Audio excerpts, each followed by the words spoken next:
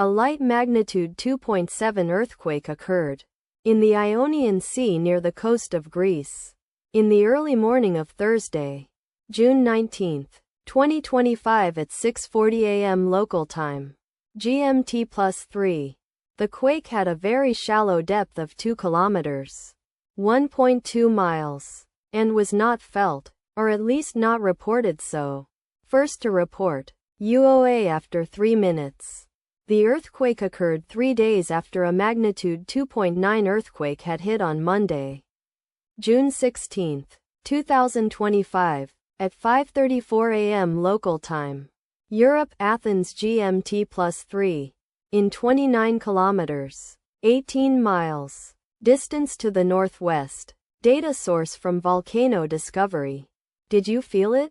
Let us pray. May the earthquake that occurred not affect our brothers and sisters there.